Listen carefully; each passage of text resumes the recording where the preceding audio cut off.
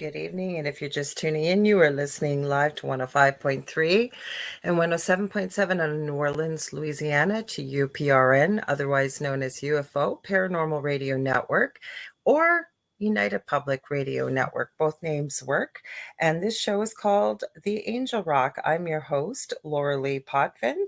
Give me one sec, guys. I'm trying to make sure I am streaming this on my Facebook profile for people trying to find the show. There we go. If you're looking, it's right at the top of my Facebook profile if you know me.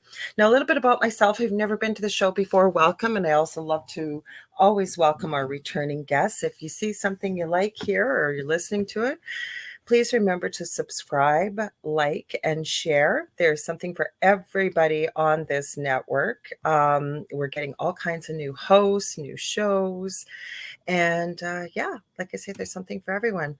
I always say that I cover all aspects of the esoteric, the paranormal. I cover the spiritual, the power of the mind, and a little bit of truth seeking thrown in there. And the guests that I have on my show, whatever they're doing professionally or personally, they are making a positive change for humanity. Now, we do have a guest tonight. As live shows go, he forgot to tell me he's working. So I believe he's driving on his way home. He will be here, Keith Ottersberg.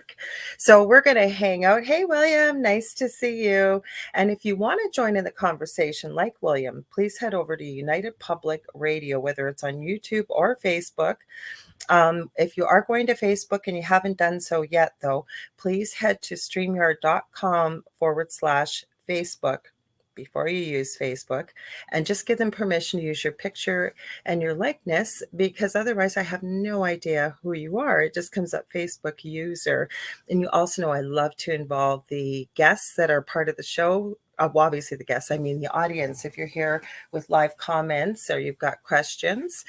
So Keith should be here momentarily, but while we're going and talk about a few other things, I always forget to mention my second show, regardless of which one I'm on. I'm also a host of a newer show on the network here. On Thursday nights, I co-host it with a good friend of mine. We came up with this concept. It's called The Thing at the Foot of the Bed. And my co-host is David Hansel. That is from 7 to 9 p.m. Eastern Standard Time. And David and I are both psychic mediums. We've had near-death experiences. I've studied them for over 40 years professionally and personally, because I'm also a registered nurse. And yeah, we answer all kinds of questions to the best of our ability. We make it well known that we're not experts, but we are well versed in the paranormal. So whatever we know from personal experiences or what we receive from spirit, and we take into consideration your questions, your comments, or whatever you like to add to the show. And we have really great discussions. A little bit about me. I am a Canadian clairvoyant medium, crystal Reiki energy healer, Akashic Records practitioner, spiritual teacher, and mentor. And yes, you're trying. I can see you, William. You're okay. I can see your name, so you got nothing to worry about. I can see you. You're good. If I didn't know who you were, I wouldn't have called you by name. That's how you know you didn't do it with StreamYard. So tonight we're going to talk about the spooky and the scary, because Keith, I don't even know how we met. He has also got a new podcast on our good friend Howie Odell. He's a good friend of the show. He owns the Rift Network. So I don't know why Big Brother keeps breaking your stuff, but you're all set. I can see you, no problem. So Keith actually has been featured on the Dead Files, and we've been talking about this for a while, and we finally arranged for him to be on.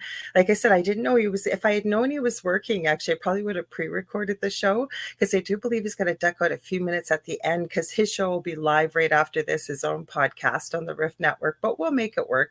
That's the way the live shows go, right? So, anyways, I've been watching the Dead Files because I couldn't find it. I kept looking. I found Keith's episode today. And I sort of had it on all day because I don't usually watch paranormal shows all the time. And wow, some of the stuff, there was one I just watched. It had to be from the beginning, one of the beginning seasons with the Dead Files with Amy Allen. And I think it's Detective Steve DeShivo. He's a retired New York City detective. And he, I guess with Amy, never speak when they go on an investigation till afterwards. But the one that just really got to me, and I guess Amy's partner goes in before she does her walkthrough, covers up anything that would distract her from her walkthrough or give her any clues to anything that she's seeing, so she knows what she receives is what she's receiving. And I can certainly understand that. I've explained that to people, and many people that do what I do when it comes to readings and things like that, the least amount of information, the better. I actually find it more difficult to read for people that I know well versus a person I've never met before. But a lot of people want to give you a lot of details and a lot of information. I usually have to say, nope, don't tell me, don't tell me. I don't want to know about all this stuff, because otherwise, when I do receive stuff from spirit, it's hard sometimes to discern, did I get that because somebody told me it? Or did I get it from spirit? And if somebody's not told me it, I know I've gotten it from spirit. William, you said a whole lot of things happening. Would you think you can't believe? Happening you would think you can't believe. You know what? I get lots of people I'm talking to all day long, William, and I have to say to you, they'll usually say, don't think I'm crazy. And I always say, try me, because the things I have experienced in my own life that I have witnessed with my own eyes, had I not seen it, I wouldn't have believed it. And then, so when somebody shares something with me that maybe I'm not familiar with, I always say, you know what? Just because I haven't experienced it or heard of it before doesn't mean it can't happen. Because I was just having this conversation off air actually on the weekend with somebody, and I was saying that, and I say it often, that the paranormal or the unseen or the unfamiliar world with generalized population, right? We all think life is life. A lot of people think they're just here, don't know why they're here. They've only got one life to live and that's it. But if you ever get exposed or you look beyond what you think is regular life, I call that opening almost Pandora's box. And when you start to open those doors and you realize just how vastly much more enormous it is compared to what we consider to be regular life, it's incredible. And I love learning, consider myself a lifelong learner, and I'll tell you, when you're working with this field, you definitely feel like you are doing this lifelong. So I'm not quite sure what you're referring to, William, when you say a whole lot of things happening, what I believe couldn't happen. There's a lot of things too that I think my partner, Dell, he's a skeptic. And for those of you maybe that are new to the network, I am very familiar with the paranormal. I lived in an extremely haunted paranormal house. And well, you can try me. You can put in the comments, William. You said, do you think you could surprise me? Well, maybe. Anyways, I've lived in an extremely haunted paranormal house. Dell's been thrown 15 feet across the kitchen by nothing he could see. He didn't even tell me for a couple days. He was out there with his voltmeter, checking the fridge, make sure he hadn't been shocked or something, right? So we shared our experience on the Travel Channel's Paranormal Survivor, Season 4, Episode 9. It's called Demonic Hauntings. We're not the only ones that have experienced the activity. There's others that have been physically in our home. There have been people that I used to call into a friend of mine's show that's still live on Facebook and YouTube on Sunday nights called Paranormal Soup. The host is Jason Bland. And I used to call in many years ago every single Sunday night on video. And I can tell you there are many videos with EVPs, with things in the background going on. So plus, friends, when I've been speaking to them, have witnessed stuff on the camera and what have you. So I started to say that with the One Dead Files I just finished watching, and it was an earlier episode, and it was a family that were all sleeping in the living room. And it was a 21-year-old son, a 15-year-old son, and an 11-year-old daughter. And she had been diagnosed with selective mutism, meaning when she was severely frightened or anxious, she couldn't speak. And although we didn't quite have that, it rang true at first with everybody sleeping in the living room. No, everybody didn't sleep in one room at my house, but it was usually me. But somebody stayed awake all night long to definitely monitor the other three while they were sleeping, because Dell almost died. So that rang true. But when Amy Allen, the medium that went through the house, started noticing there was a portal, something demonic, there were shadow people, she ended up saying, you guys, the only thing I can suggest is you need to move. And there's a few things that have to happen to you as a family before I suggest you move and move far away. And I was just saying to Dell before we went live, holy crap, our old house, we were pretty sure there was at least one portal, something that identified itself as demonic, and reaching out for help around the world was told over and over again it was indeed something demonic, even to the point of a nest of demons. We had a shadow man, we had a female shapeshifter, and then we had a little thing. I don't know what else to call it. My boys and Dell could see it. I have a picture, I believe, of it. And if any of you back in the day played Super Mario Brothers, there was a little character called a Shy Guy, and that's what they named it, a Shy Guy. It would be wearing a black hood, sort of like the Grim Reaper, a black robe with a hood, and then a white Jason from the horror movies, Jason hockey mask with big black eyes. Yeah, so we had more than this family, and they were told to move. And I thought, holy crap, I could, if they'd ever been to our house, I imagine wondering what they would say. Well, you say I'm trying to something in the moment to try to keep Big Brother. I'm not quite sure what you're saying, William, there. I apologize, but I'm not quite sure what you're trying to say. Excuse me. You know what I forgot to tell you guys too? That UFO Paranormal Radio, or UPRN, is over on Roku. Broadcasting their shows over to the network channel. Neither of both of my shows are quite there yet, but we are thinking of doing it with the thing at the foot of the bed on Thursday nights. And in order to find it, I don't have a channel code for you. So the easiest way to find it is you're going to sign into your Roku account. You're going to go to the channel store, and then you're going to go to the search bar and search UFO space P as in paranormal. There'll be a list of about 3 or 4 things, maybe more, coming up. I believe we're about the third one down. And it'll say UFO space paranormal and United Public Radio. You click on that. That is our network channel. So check it out. We are officially on TV now, so you guys can enjoy watching the video on there. Other thing I like to remind people of, because I get a lot of people saying, oh no, I missed your show live. And that's not a problem, because there's always a video replay on our UFO Paranormal Radio YouTube channel. I also always back up my shows on my own paranormal channel. Hey, Ken, glad to see you here. Thanks for popping in. So you can head over to, it's called The Angel Rock with Lorilei Potvin on YouTube. So it's always there. And anywhere where podcasts or talk radio are carried, there is a audio recording. So if you have a favorite app where you listen to podcasts, you can find our shows. We're on SoundCloud, iTunes, iHeartRadio, Spotify, Spreaker, Podbean, just to name a few. So there's always a replay. So I'm reading your comment. You figure I'm on TV a lot. I'm so sorry. I'm having a really hard time to read what you're saying here, William.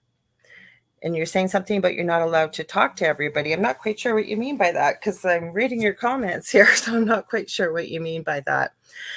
I'm glad to see you can pop in, Ken. You're a few minutes late here, and that's okay. I was just going to tell you, we do have a guest coming tonight. I just found out a few hours ago he's still working. He's on his way home, so he should be here shortly. His name is Keith Ottersberg, and he's had the paranormal around him ever since he was a small child. And he's actually shared his story on the Dead Files. He's a podcaster, paranormal investigator, and what have you. So I'm keeping an eye on my phone, because we didn't get to do a sound check before. So we're going to wing it, just like we always do when we got live radio or live video. What can you do otherwise, right? So if we've got people listening and you're just tuning in, you are listening live to the Angel Rock and United Public Radio Network here. So if you want to join the conversation, please head over to UFO Paranormal Radio, either on YouTube or the Facebook page. And then I can see your comments, because we're going to be talking about the paranormal tonight. And I'll tell you, holy cow, pretty spooky, creepy stuff. I don't watch paranormal shows that often anymore, but I was looking like I had said earlier a few minutes ago, for Keith's episode, for quite a while, I wasn't able to find it.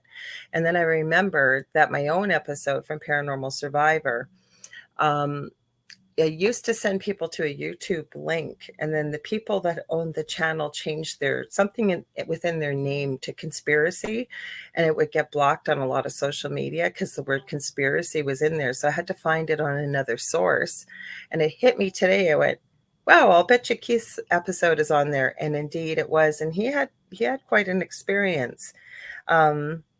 Well, we're not going to be talking too much about that stuff tonight. Yeah, but I will read your comment, William. You said it just came out that our own government and other groups. Well, that didn't just come out. That's Project Bluebeam. You're talking about possible space alien, I'll say, invasion on all of us. And, well, I've done shows on this before. And if people are wondering what William's talking about, you can just look up Project Bluebeam. And depending on how deep you dig into that, you look up Werner von Braun, he talked about many of the things that we've experienced that have been very tragic and traumatic throughout history. And that is one of the last ones they're talking about. And there's quite a bit of information. I would suggest using different search engines besides the usual that we use that starts with the G.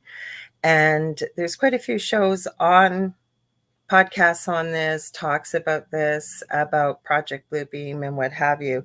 So you can definitely find out the information and form your own opinions. But again, I guess it depends how deep you want to dig, because a lot of people find it, at least I have seen, they found it very difficult to believe that, those that we look to that run our countries and things like that, that any kind of evil agenda, such as what you're mentioning, could possibly happen like that, right?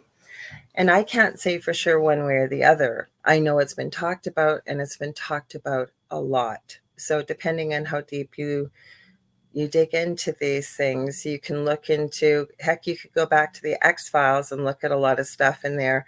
I mean, you could dig further as to find out when you Google, why do the Simpsons seem to foretell the future? Well, why do they? Many of the things that they've mentioned or put in shows have seemed to come into fruition in the future. Why does that happen, right? My question out there, and I'd love to hear your thoughts on this, because I've been thinking about this for a while, is why do these evil things, I have my own theory, but why do these evil things in the paranormal seem to surface or show up or come from other dimensions, and why do they affect the living? Because I've been thinking about that, even for our own paranormal experience. And if you understand the laws of energy, right? Like attracts like energy on this planet. Wherever we have, say positive, we have negative, we have cold, we have hot. So it's a duality on this planet as well. But it seems like even with these TV shows, even with ourselves, like we weren't evil people, we weren't nasty people, we weren't anything like that. So why does it happen? And I'd love to hear what your thoughts are. I'm seeing what you're saying here, William. Well, you have to kind of be careful what you say. Hey, let's talk about the news, because we've lost some pretty big newscasters today, actually, as well. And one of them, Tucker Carlson. So you're in the middle of it. You're not quite sure how you got here. Well, you can choose to believe it or not, but I truly believe that each one of us is here for a reason. We're not here by accident. A lot of people think we are. And when we start getting into this, and then some people get quite angry when they hear it, and rightfully so, because you kind of feel like you've been hit over the head with a 2x4 when you hear people say this. And it's like, there's no way. And what I'm talking about is us choosing this lifetime, choosing our parents, choosing the people we interact with, choosing, some of our friends, some of the things we end up doing. And we also choose the reason why we come here to help and grow and evolve. Hey, Robin, welcome. Robin's Halfren Paranormal over from the UK. We're waiting for our guest, Robin. He should be here soon. He's just on his way home from work. I didn't know. Hey, Howie. I'm glad you are. We're waiting for Keith. I already gave you a shout out for the Riff Network. We're just waiting for him. I didn't realize he forgot to tell me he didn't get off work till when we started. So he's got about a 20-minute drive home. So he should be here. I'm watching for him. He's got a link to get in here already. So hopefully he will. So, like I say, or he'll message me on Messenger and he can hop in here because I was talking about the dead files and stuff like that. So I was answering some of William's questions here. He's been active in the chat. He said some of the stuff is based on real stuff. Well, you're entitled to your opinion, William. Like you said, you figure everything you've learned is a lie. Well, like I said, we're really not talking about that tonight. I would love to talk about it. And you have to be careful what you say when we're on social media with these type of things. And it's not because I'm a chicken or anything like that. I actually love to discuss these topics off air. Hi, Lisa Campbell. Welcome. I love to talk about these kind of things. It's just that I find that if we get a strike or something, it takes us off and we're not able to stream out to the rest of the world like we do. Oh, we got all kinds of people wanting to talk about UFOs. I guess we're going to have to plan to do a show on this. We've got iSoup42. The moon is not a moon. It's not your moon in the first place. Actually, this is not your planet. Well, you can call it a laboratory here on Earth. I tend to look at it as a school myself. And I guess it depends on what your belief system is about why you're here in the first place, right? So I think we all have our own beliefs, and that's okay too. I believe we're here for a reason. I believe this is one of the most difficult places to incarnate into, that we've had many, many lives. There really is no such thing as death, that our soul goes on forever and ever and ever. And yeah, we choose to come here. I don't know what to think about the moon. I've been learning more and more about the moon. And I've never formed an opinion. But again, you guys, if I could say what I really wanted to say, believe me, I would.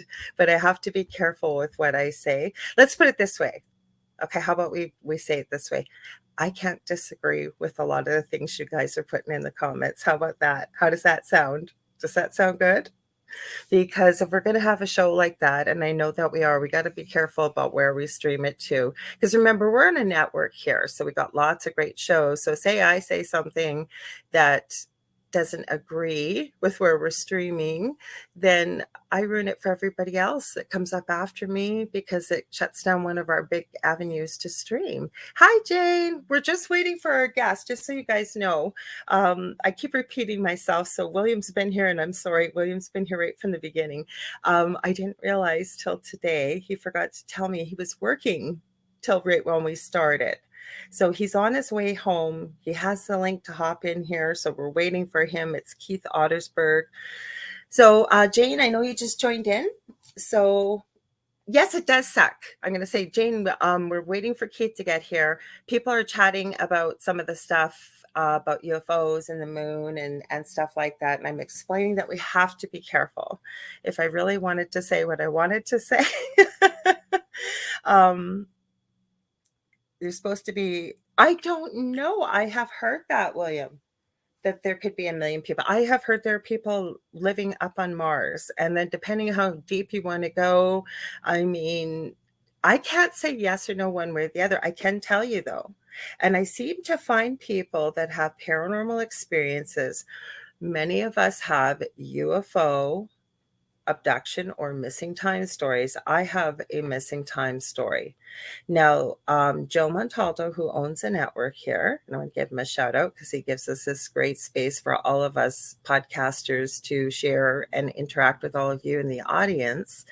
He is one of the founders of ICAR, which is International Center for Alien Research. He's got lots of great shows on the network, including UFO Undercover on Wednesday nights. Now, he's been doing a 20 plus year study on those with Rh negative blood, red hair, green eyes. Apparently, those DNA attributes did not exist before 70,000 years ago. Now, the interesting thing is, I do not have Rh negative blood, red hair, or green eyes, but my mother does. So there you go. So, I don't know. I've lived in the city. I'm in Canada, like I mentioned. I'm in a city called Thunder Bay, Ontario, northwestern Ontario in Canada. I'm right in the middle of Canada. And the interesting thing is, the city that I'm in, we're right on the shores of Lake Superior. We have all kinds of paranormal activity. We have tons of UFO activity. We have tons of cryptid activity. And we're not quite sure what it's all about. I don't know, because they even talk about Lake Superior, which is one of the largest Great Lakes, freshwater lakes in the world. And it's part of the 5 Great Lakes in North America. They have spoken about a possible mini, almost Bermuda Triangle in the middle of Lake Superior. There's been all kinds of strange stories out there. So Robin saying, if you want to talk UFOs, have Jesse Marcel on as a guest. We had him on Amazing Stories. Well, we're not supposed to be I'm going where you guys want to go right now, but we're hanging out waiting for a guest. We're going to be talking about the paranormal, because Keith's been on the Dead Files. He's had the paranormal around him his whole life. He's a paranormal investigator. He is a podcaster with the Rift Network. Hang on. Well, if I don't have it, they can probably give it to me. No, I don't want Rh negative blood. I'm not interested in it. What happened to me, besides the paranormal experiences, and I've had the strange and the weird around me my whole life, is that, hang on, my guest is here. Hang on, he's here. I just heard him. Are you here, Keith? Hang on. Didn't want to add you. Give me a sec. My computer's acting crazy. Hey. Hey, Keith. How you doing? Sorry for the delay. Thank you for waiting. No, don't worry, but the whole audience has decided we're talking UFOs tonight. And they keep going, we're not talking UFOs, guys. We are talking about the paranormal. And we've got all kinds of comments in here. We've got people talking about whether the moon is real and Project Blue Book. And I'm going, we're going to have to do a different show. So we got, hi, Lisa Campbell's here. I'm going to start highlighting some comments, and I'm going to introduce you, Keith. Hang on. I don't usually do shows like this. So Lisa says hi. Howie's here already from the Rift Network. Brother. So we got Robin, half from Paranormal. He's in the UK. A lot of people don't like Mondays, but I do, because Lorilei is on. Oh, Robin, you're so sweet. And then we got Eyes Soup 42 Cobra. We know what that is. That's your paranormal investigation group, right? Absolutely. Let me read your little bio I put together here, Sure. Keith. We've been trying to make this happen forever, have we not? It's been a bit. It has been a bit. I know. So hang on here. I'm going to read. Okay. So the guest I have on tonight, you see him all here, this handsome gentleman, Keith Ottersberg, who is podcaster, paranormal investigator, and he's experienced paranormal activity for most of his life.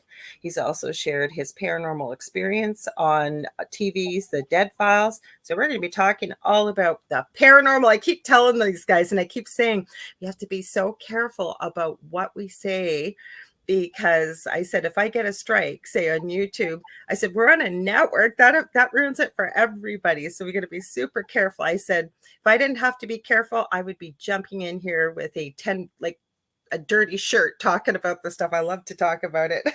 So welcome, Keith. Thank you. Sorry, I had my mic muted evidently. Oh, no worries. You don't have to mute. No worries. You can hear me okay, can you? Yeah, absolutely. Absolutely. Okay, perfect. You guys, if you hear any audio issues, let us know. I have strange things that happen. I have like 2 phones. I've got everything set up because I have had, and StreamYard does this sometimes, I have gone completely off, like nothing's working. And my guest is left there hanging going, where did she go? So usually I warn you this off air, but if that happens, don't anybody go anywhere. I will be back on the air in 2 seconds because that's why I have my devices here. So Keith says, hi, or sorry, Robin says hi. I was reading Keith. Debbie Schmoley, welcome. She says, hi, Laura. Hi, Keith. And well, I'll read William's comment. He said, I was killed in a car wreck once in a flatline for over 30 minutes, and they resuscitated me. I wasn't happy about it, but it was nothing like I was told to expect. No, and I have studied near-death experiences for over 40 years professionally. You too? Really? Well, let's start at the beginning, Keith. Let's start at the beginning. I always do this with people because I did watch your episode today, boy. And I've been watching the Dead Files all day. I didn't plan on doing it, but holy cow. So tell us all about it. How'd you get into the paranormal? You shared your story on the Dead Files. And you said it's been around you your whole life as well. Yeah, absolutely. It started when I was 6. Mm-hmm. Went fishing at a lake close to here. Had to pee. 6 years old, the outhouse is way up on the hill and there's bushes halfway up. Well, I hit the bushes. Doing my thing, and how like when you're going down the highway on a hot day and the highway looks all shimmery and like water. Yeah. That's what I saw off to my side. I looked over, and next thing I know, I get knocked on my butt by something I couldn't see. Okay. And so I hightailed it out of there. I didn't say a word. Didn't figure anybody believed me. And that night I had my first paranormal experience, and it was very traumatic. The way our house was set up was my bedroom, bathroom, and my mom and dad's bedroom. Okay. So you could go through to the other bedrooms through the bathroom. There were, 2 doors in the bathroom. Okay, gotcha. Yeah. Mm-hmm. Big, huge closet. That's where the chimney was, in the closet. Big, doors that open. And I just laid down. I wasn't asleep. I wasn't dreaming. And the doors burst open, the chimney explodes, and here's this skeleton trying to get to me, just screaming. And I'm screaming for mom, but nothing. I don't think I've ever heard that before. So I got to hear all about this. Okay, so you're calling for your mom? Yeah, and I couldn't get anything out. And so I just started throwing stuff into the bathroom. And pretty soon she came through, walked right through it, didn't see it. And just kept telling me there ain't nothing there. There ain't nothing there. And I kept seeing it. It wasn't going away. Was it laughing at you when you were saying it was there and your mom couldn't hear you? No, it wanted this. I didn't mean in a joyful way, like a mocking way, like, haha, she can't see me, but you can. Right. No, it didn't pay any, never mind to her. It was just trying to get to me. Mm-hmm. And she just told me to go back to bed. There's nothing there. So she went back in her bedroom, and I crawled under my covers, and I'm saying to myself, I don't want to be alone. I don't want to be alone. And I heard the voice, you don't have to be. I don't.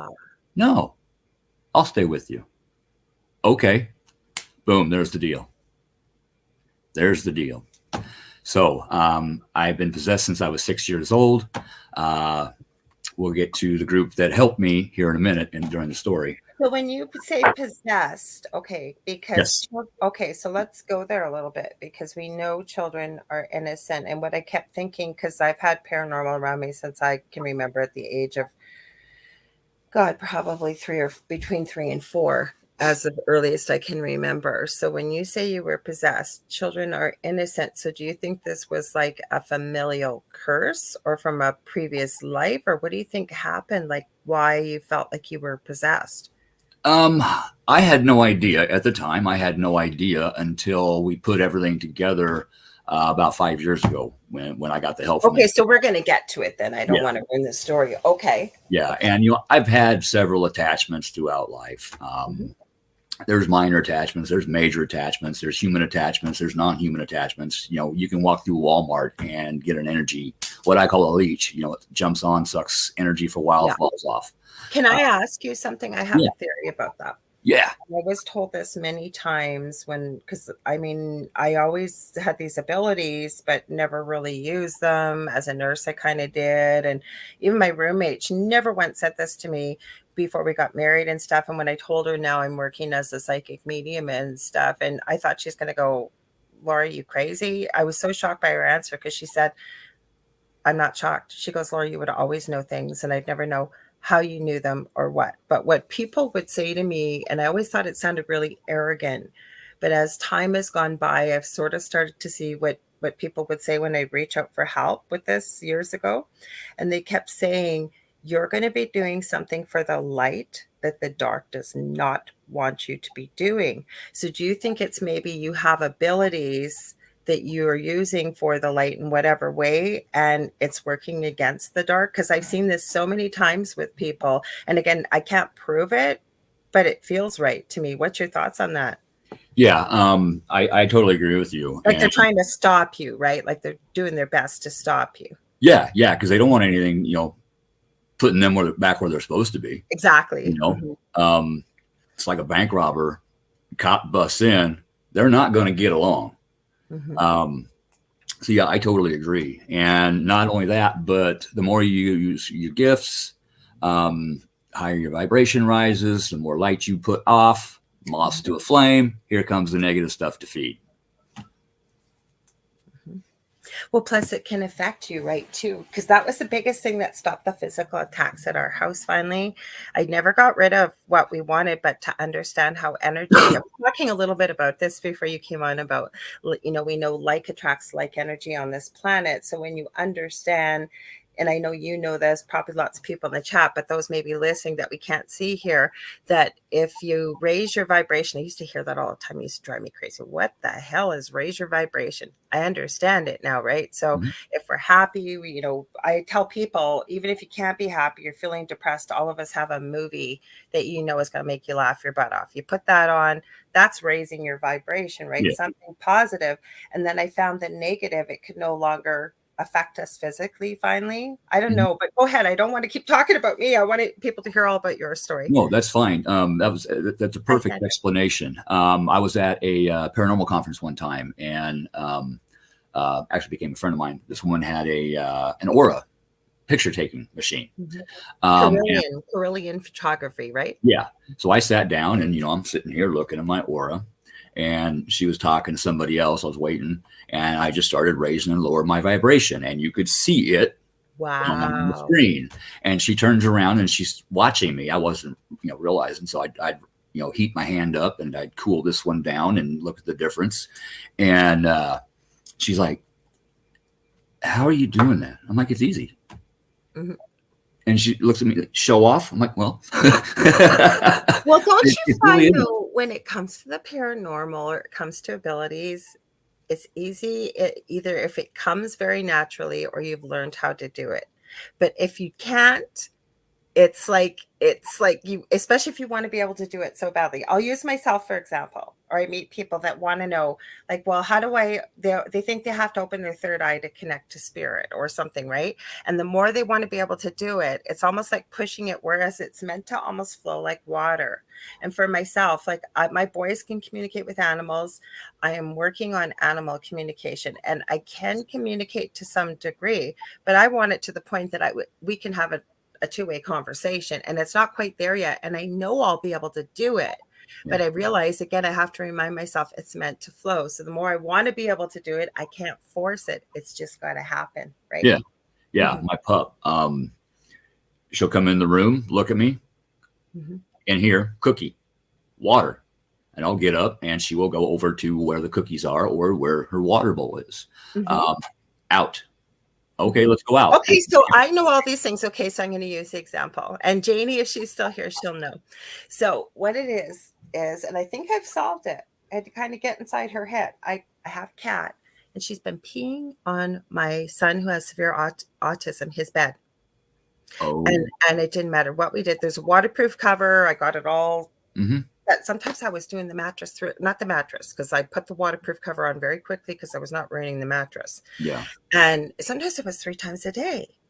It's like, what the heck is going on with this cat? Now I knew, because my German Shepherd, who thinks she's the size of a Chihuahua, would chase her, right? And not to hurt her. She wants to play, and it's great fun, right? Strong prey drive. I'm going to chase the cat. Yeah. And I kept telling the cat, all you have to do is claw her once. Not that I condone animal abuse, but if you did, she'd realize that, no, this isn't fun. I'm not going to do it. But my cat's not vicious in any way. Not that cats are vicious. Those are natural weapons of theirs that they have to protect themselves. I get it.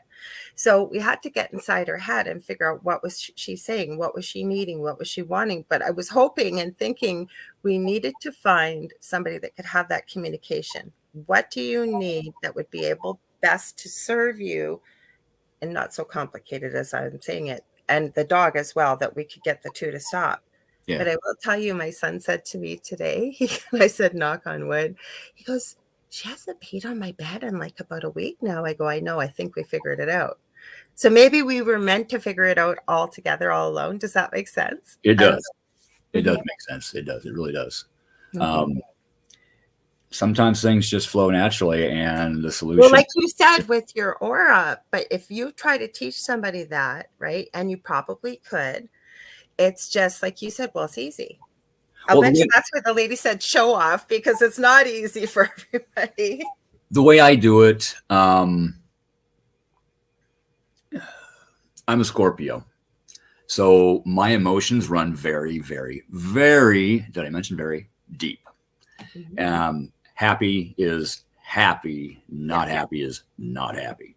And I've noticed my vibration, the way I felt, different moods. So I used, when I was sitting there, I just imagined myself really happy, and it would rise, you get brighter and everything. And then, I pictured like when my wife left, how that made me feel. And it just started, it would change color. It would, come back in. So I actually use my emotions to raise or lower my vibration in order, if I'm working with a client, and we start to clash, sometimes that is a reverberation of your vibration, my vibration. Okay. So raise it up, lower it down until we hit a smooth, then we can continue the conversation. I have a brother that's a Scorpio. And again, I would never generalize, but I find generally with Scorpios, like you said, very strong emotions, but there's no gray area, right? Like when you're happy, you're happy. When you're sad, you're sad, or you're angry, you're angry. But what the beautiful thing is that you just shared, you were able to recognize the power of your mind, right? Yes. And you went into that state where you were really happy and make that connection, because that's what people forget, how powerful our minds are, right? Huge. They say the power of suggestion, the power of thought. Placebos. Your mind talks all day. Words, it makes words in your mind, even if you don't say them. Words, spelling, spells. So you got to be careful about your words. You're reading my mind. You're not saying the words, you're thinking them. Spirit can hear them. If you're thinking nasty and you want to go do something harmful to this person, Spirit hears that, and that can affect that other person. Now, what I try to do is, if I'm upset with a person, I wish them well, wish them peace. Maybe, hopefully, you learn something out of this situation. That was not easy to learn to do, but or the hardest one is when somebody just really rubs you the wrong way, or they just push your buttons. To be able to step back, take a breath, and go, what is this person trying to show me within myself that either needs work or I'm not seeing, right? Yes, practice the pause. And I'm Scorpio, Aries, Sag, so water, double fire. So I mean, I've really had to learn to do that, because way back when, base Scorpio mode, no, we ain't doing this. This is what's happening. You're looking. Well, I'm a Leo, so I'm not. I find that people that work in this field, you either are really into astrology, or you don't know a lot about it. I'm one of the ones that doesn't know a lot about it, but I had a friend on recently. Well, we become friends, and she was the first person that was able to explain astrology so clearly to me. Actually, I think she's coming on at the end of the May again, and she explained it so clearly. Like it was like a light bulb went on for me about how this house is and that house and this house and blah, blah, blah. Yeah. And for example, I don't know what time I was born exactly. I know it was around 5:07, but I'm not sure, in the morning. I'm not positive. So she asked me after the show if she could quickly just do a quick little thing for me. And she said, I need the time of birth. So I sent it to her, but I didn't tell her I didn't know the exact time. Mm. She messaged me back about 10 minutes later. She goes, could you have been born about a half hour one way or the other around there? She goes, because from what I've just known from meeting you and everything else, she goes, that's not the exact time. So I was floored because I didn't tell her that. I'm getting you off track here. We've got all kinds of comments, and I want to say hi to Sandra. I didn't get a chance to say hi to her. I will remind you, if you're just tuning in and you're listening, you want to be part of the conversation, please head over to UFO Paranormal Radio, either the Facebook page or the YouTube channel. If you are on Facebook and you haven't done this yet, though, because we're using StreamYard, please head over to streamyard.com/Facebook. They're going to ask for your permission to use your name and your photo, and then we'll be able to see your names, because otherwise you all just come up as Facebook user and we won't have any idea who you are. And I got you off track here, Keith. Okay, so you That's thought okay. back up. So you feel like you were possessed since about the age of 6. Like, what made you think that, or like, how did you recognize all this stuff? How about we'll go there? Well, I didn't then. And like I said, I didn't know what was going on until about 5 years ago. Any house that we moved into was haunted. And it was the same pattern every time. We'd move in, everything's cool, kosher. Little things would start happening. Bigger things would start happening. We'd move again.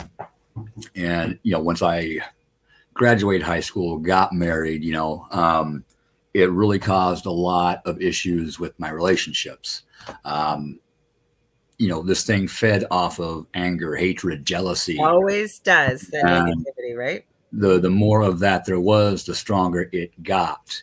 And, Shannon, my ex-wife, my last ex-wife, she will attest, she would see me, I'd lose it. And my eyes, not just the pupils, my eyes would go completely black. And I have no memory of. I'm sorry about Shannon. I'm very sorry. Thank you. We are still friends. We still help each other out.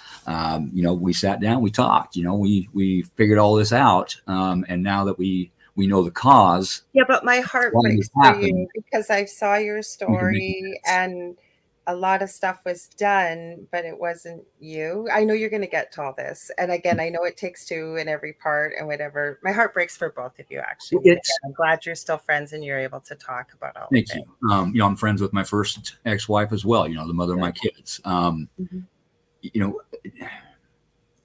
fact, after all this was said and done and I got my help, I sat everybody down through my life and said, hey, I did these things back then. I apologize. But before I could do that, I had to forgive myself, which means I had to accept that those things were done, said, what have you.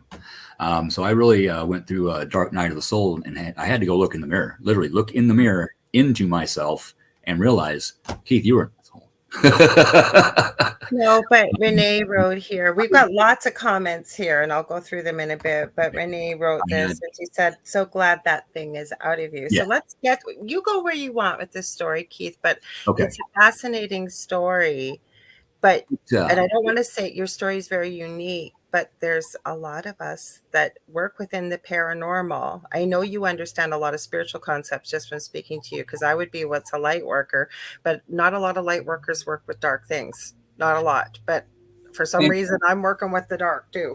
I work a lot with the darker things. I can tell. Well, no, you do paranormal investigation. I know you do, and you've got a team, and I think that we're going to need a lot more with understanding the light and the dark with what we're going through. People were talking about that before you popped in, because I don't know about you, but I'm seeing a lot more of these things that don't belong here that need a butt kicking.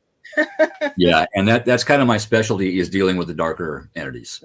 I usually let the rest of the team deal with the other human spirits, and whatever nasty there is, I take it out.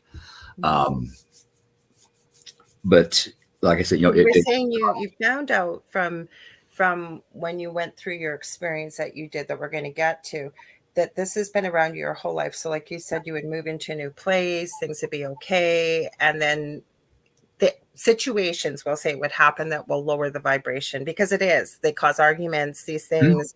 They cause fighting, they cause division, divide and conquer, sadness, depression, anything you can think of that's a lower vibrational entity, and then they can get a firmer and deeper hold, right? Yeah, yeah, absolutely. And it wouldn't just affect me. It would affect my partner. It would affect my friends if I was hanging out with my friends, my family. So, it didn't just affect me. It would modify their behavior as well. They did things that they normally wouldn't do. I did things that I never would have done. Do you find it was just where you were living where you would see these changes, or you just physically had to be around them no matter where it was that you'd see these changes? What I feel is, growing up, like I said, it affected others, my family. And when we moved, for some reason, Mom was drawn to the haunted places that already had entities there. Do you think maybe they were calling her? Very possible. Or this thing was guiding her. And it almost seemed like every house got a little worse, like it was gathering up things and using them for energy. I got to the point where I still got the red marks on my neck. I was held up by my neck up against a wall, with my feet 6 inches off the ground, getting choked out. Here at this house, this 8-10 foot black ball bull rushed up the stairs, and I had just laid down. I was awake. Shannon was sleeping, and it started knocking the crap out of me in bed. I couldn't move, and I finally got my arm out, and I swung through it, and it disappeared. 2 weeks later, the same thing happened. It pulled me by my hair down my stairs and threw me in the middle of this living room. I know this is in your episode, and so if you guys are wondering who Shannon is, this was his last wife that they're no longer together, but friends, you said. So yes. Oh, you know what? I was horrified for you, because I have seen there's a guy over in the UK that his wife is constantly attacked, and him too. But the stuff that goes on, but I've watched her sound sleep, being yanked by nothing out of the bed and pulled right down the hallway. It's horrifying. Yeah, I actually filmed. I set my camera system up and filmed it. And some really weird stuff happened. I don't have it anymore because of my house fire. It burned up my computer. You had a house fire? Pardon? You had a house fire? Yes. Yes. A little over a year ago. I 1 minute, everything's fine. Next minute, I'm walking away with the shirt on my back, homeless. My home is a 2-story block home. It was built between 1910, 1920. And I had to gut this place. So you walk in, you look down, there's my basement floor. You look up, there's my roof. Block walls. None of this was here. This is my house. I've rebuilt it myself. That's why the walls back there are nothing but plaster lath. See if I can get a little bit better view of it. Okay. Plaster lath. You would never know, though, looking at it. It's nice. Yeah, it's actually kind of nice. I like it. And it's inviting. It's grounding. The wood is very grounding. But I'm So going what back caused to plaster it? and lath. I'm sorry? What caused the fire, Keith? Electrical. Electrical? Okay. It was the doorbell wire. Oh, my goodness. Yeah, when whoever put the heater system in before I bought the house, like say, that's what's, on my floors. That's what supports my floors. And they just ran a piece of sheet metal down it in order to make the cold air return for the heater. Well, they ran it across the doorbell wire, and every time it kicked on, it vibrated. Eventually, it wore through the insulation, sparked. What do you get in your cold air return? Pet hair, dirt, dust, what have you. Whoosh. Kindling. That was it. So you don't think that was anything paranormal, though, do you? Just feel it was just the design of the house and everything? As the hair on my arm stands up. What I really had to sit in the dark for a long time in order to see the blessings that this fire brought me. It got me out of a relationship that I didn't need to be in. It happened when we were not here. We had just had my granddaughters here, and the mom had just picked them up, and we were going to go take a nap. and something said, get out of the house. So I'm like, let's go to the lake. So we did. We went to the lake. So nobody was here. I lost my dog and my cat, but I'm sorry. thank you. They were elderly. They were having some health issues, and it was an oxygen deprived fire. So they just went to sleep. They didn't suffer any. Oh, beautiful. So another blessing there. And deconstructing the house, taking it, tearing it out. This place was a tinderbox ready to go. It was supposed to have all new wiring. It was where you could see it, but the walls, inside the walls, it was all knob and tube, cracked, arcing. You could see where the wood got hot and started to burn. So if you had to have a fire, and it sounds like it was going to be a fire eventually, one way or the other, that, what I really rings true is when something bad happens, and I try to do the same thing now too. You look back at what blessings can you take from that. And what? I commend you, because a lot of people can't do that, especially when you lose everything. Thank you. And you see that main support beam right there? Okay, that supports the entire second floor on that half of the house. It rests on top of the doorway here. Mm-hmm. So the only thing supporting the second floor was a couple of 2x4s here and 2 king studs and 2 jack studs in the door frame. Are you serious? You're lucky you didn't go through the floor. Well, I'm getting to that. They didn't have it sitting on top of a beam. It was just sitting on 3/4 inch planking, which had been sinking and was about ready to break through. The whole second floor would have caved in on us. So, like I said, a lot of blessings. I really think Spirit had something to do with this. I had been trying to change some things in my life. I was going through my house top to bottom, getting rid of things I kept since high school. I don't need anymore. Old memories, what have you. It was part of my healing journey. And Spirit said, you're not doing it fast enough. Here, let me help. Okay, it's done. Mm-hmm. So I got to start over. Notice how I said that. I got to start over. I didn't have to. I got to. You did, yeah. I kept hearing fresh start when you were saying that you rebuilt, like you've stayed and you've rebuilt. It was like it just took out the old. So going back to your story a little bit, like you said, you were held up in the air when you and Shannon shared your story with the dead files. You said about could you see what was pulling you down the stair? I can't even imagine out of a sound sleep, but something was pulling you down the stairs. Did you see any of these things? All I saw of the thing that pulled me down the stairs, it was just a huge black ball. And it was night. We had all the lights off. It was dark. And this was darker than dark. Mm-hmm. Oh, yeah, I've been there. When you're sitting in your bedroom or wherever, and all the lights are off, there's no light, and you see a shadow move, that's dark. Well, let me share this with you. What's that? Let me share this with you in my previous home. And where I live, I'm about 6.5 hours north of Minneapolis, Minnesota, about 35 minutes away in Canada in a city called Thunder Bay. We have all kinds of paranormal, UFO, you name it, activity. We don't, a lot of strong First Nations history. I'm not sure if it's that or what. But every year we had to replace the furnace in the old house. The house is full of black mold. We ended up finding out. What had happened, we replaced the furnace, which I couldn't afford. I had just gone through a divorce. And there was a sensor on the furnace. And this year it hasn't been that way. But every year practically in Thunder Bay, when it's summertime, you can go up to 110 degrees. Wintertime, sometimes down as low as minus 55 with the wind chill. That's cold. Every time that would happen, the sensor would kick off and we'd have no heat. And they keep coming and go, I can't understand why this is happening. Like, this shouldn't happen. So we get this young guy. He's about a little older than my eldest son, I guess. And he's coming to look at the furnace again. I remember this quite a few years ago. And I'm saying to my partner, Del, I need to sit in there with him, because that was the most active part of the house. And I knew something was going to happen. It was going to happen there. And I'm joking afterwards. I'm going, there's this old lady sitting with this young kid. He's probably thinking I'm trying to pick him up, because I'm making conversation. But I kid you not, I have the pictures, hair standing on end on my arms right now.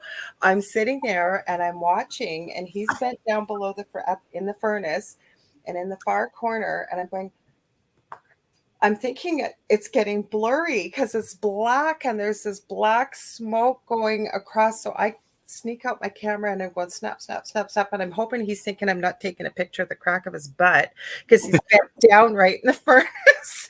And you can see like it just forms and it goes across and it dissipates. Like, what would have happened to him if we weren't in there? I don't know, but it happened right while I was there, and you can't make this stuff up.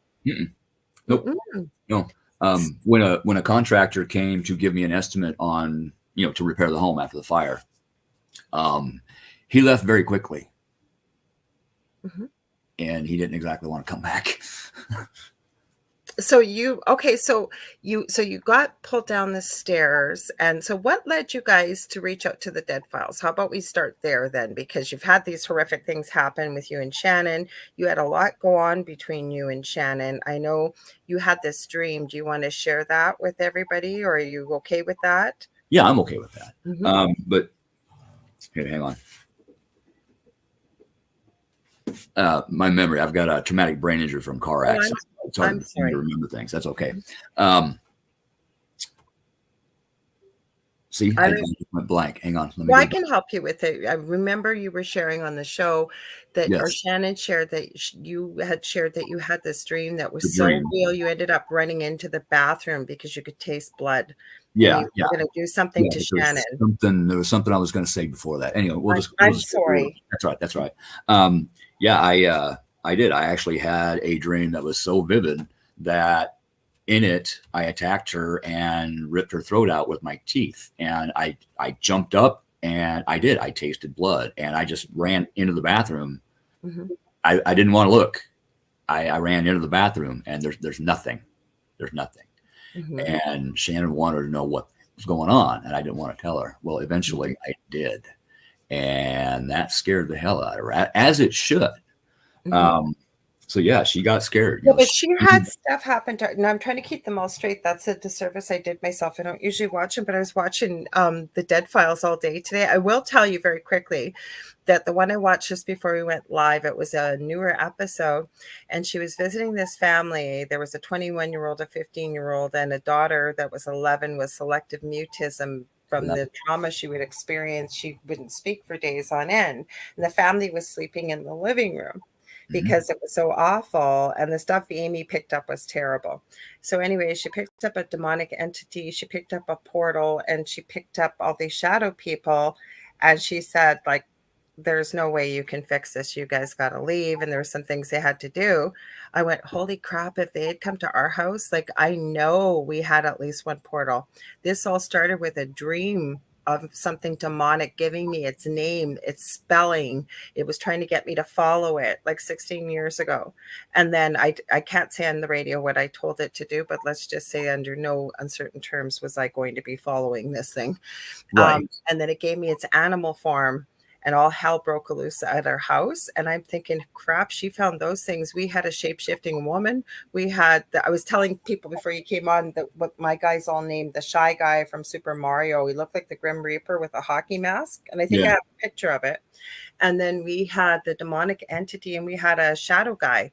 So did you know how many entities like that you had in your home, or the attachments? Like, because like you say, I'm still fascinated with the fact that you said, you discovered that you you said attachment or possession since the age of 6? Possession, and then attachments along the way. Because I keep feeling the only way that could happen is if it was something like familial or bloodline or a curse or something, because a child is innocent. You've done nothing at the age of 6 that should leave you open to a possession, unless maybe you discovered why.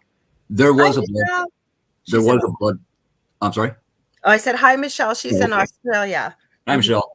We did find out that there was a bloodline curse. That's what I said. There has to be, because I know children are innocent. They have to be. Okay, so let's talk about this, and you go anywhere you want with it, because the Amy came in, and what did she suggest as a remedy for you guys? Move. Okay. She told me to move. She told us to move. I said no. And Steve looked at me and he's like, this house is more important than your wife and your marriage? I said, no. We move. It starts again. Because they wouldn't allow me to speak of the other homes I lived in. The show was about this house. but I I can't. know. And it's okay. So I got to ask you this before you go any further. Was it really true to what we saw on the TV, or did they make it? It was true what you experienced. I know Yes, that. But yes. the way it was, like you said, you couldn't talk about your previous history or anything. So it really Made it didn't get the difficult. whole story. It made it more difficult, but that it is pretty. They kept it pretty damn accurate. Good. They didn't tell me what to say. They didn't try to guide me or Shannon in any way. Mhm. In fact, we had six witnesses to the activity that they filmed. Some of them came up from Oklahoma. They traveled a great distance, and they had enough on just us and the house that they didn't have room to put the witnesses in. Okay. Yeah, it can only Um, be so long. at that time, they said we had the most activity out of anybody. Um, I don't know if it's still that way, but it. Amy finally got it when we were filming the reveal, because I didn't get to meet Amy until the reveal. Okay. Um, you asked about earlier. I'm going to jump here a little bit, how I got into the paranormal. Trying to understand what was happening to me, to my family. We had teams come in to investigate. They got evidence, but couldn't find a cause. So I started investigating with this one team to learn. And that led me to, building my own paranormal team.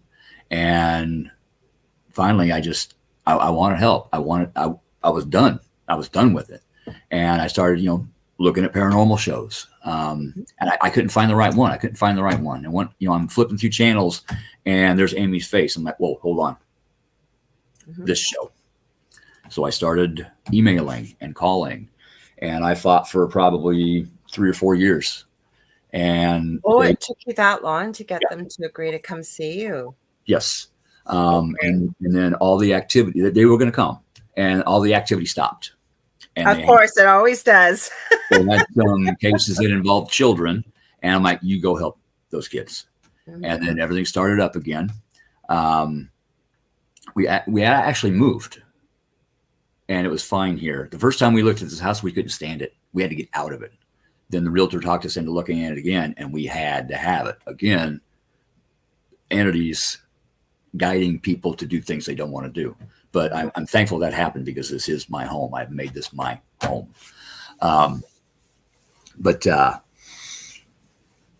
So that's how I got into the paranormal.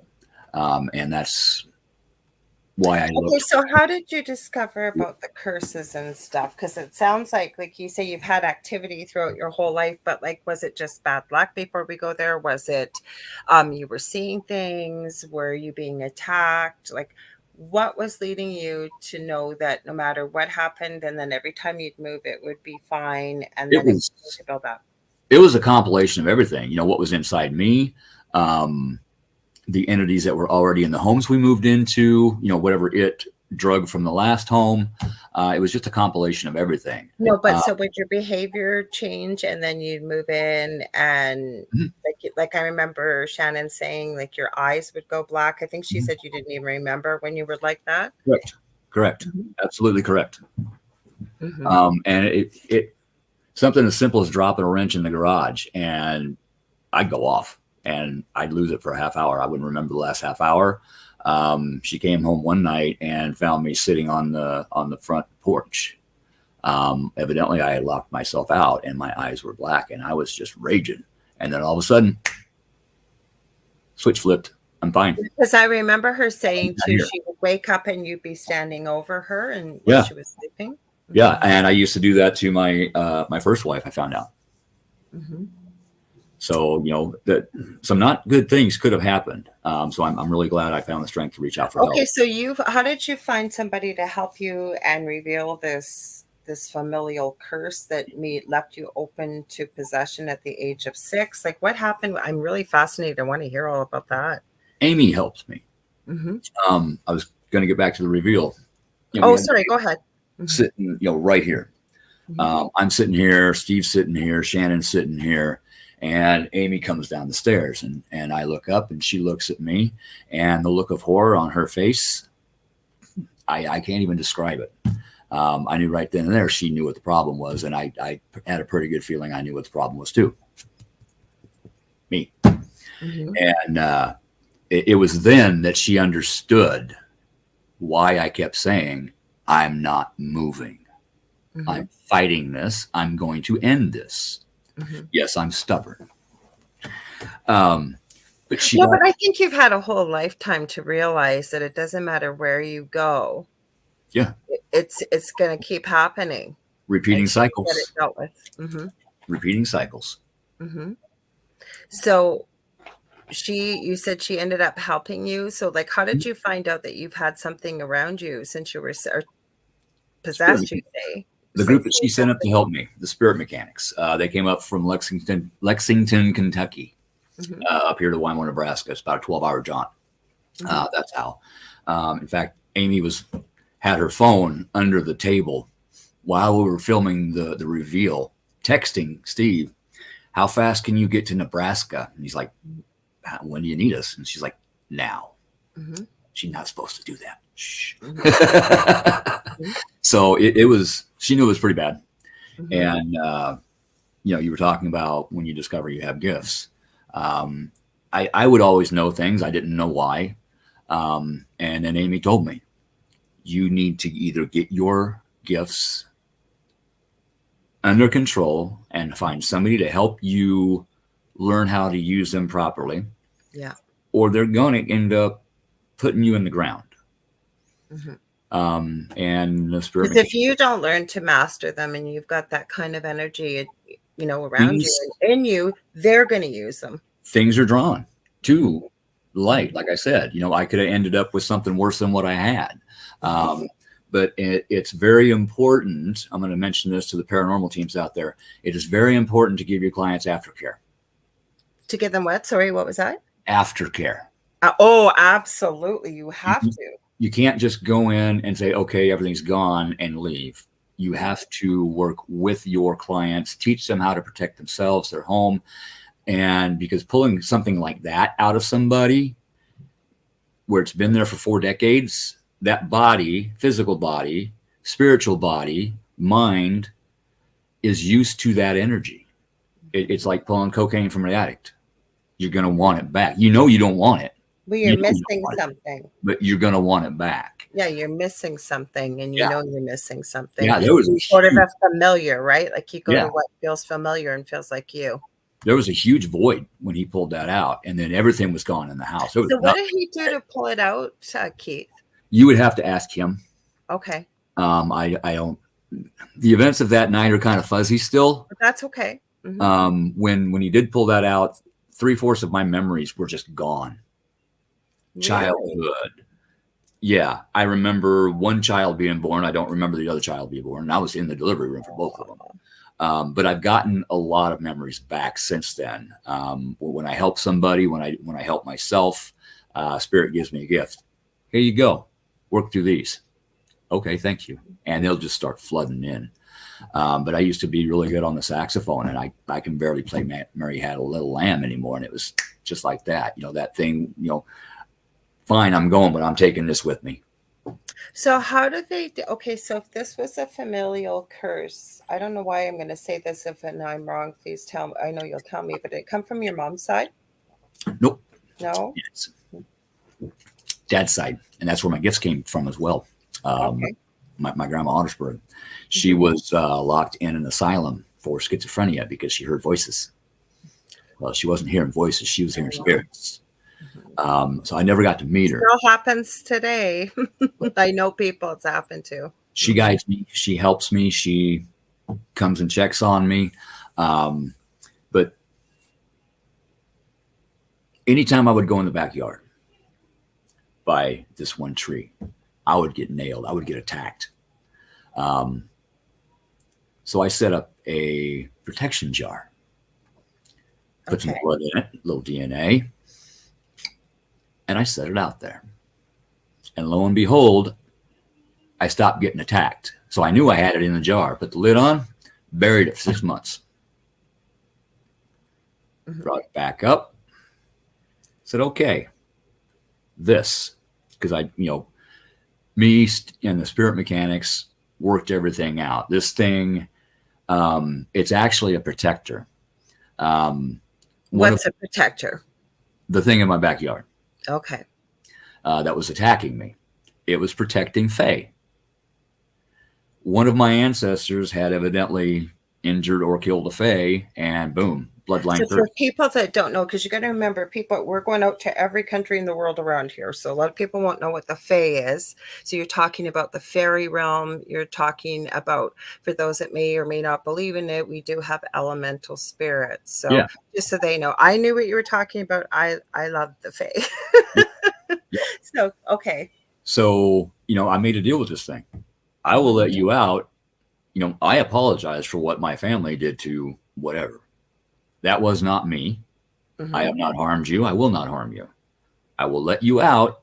You can stay here if you help to protect me, my home, and your Fae. Mm-hmm. Cool. All right, here you go. Now he gives me crap all the time. We're good buddies. Mm-hmm. It's amazing. Not everything that looks big and bad out there is nasty or demonic. Some things just have a job to do.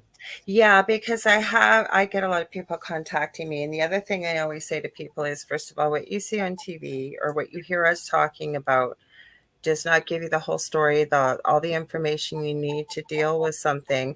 Even when people contact me, and if it's something that I know, let's put it this way, I always say to people, if you got a leak in your pipes at home, could you probably fix it going on YouTube and everything else? Probably, but is it going to be fixed properly? More than likely not.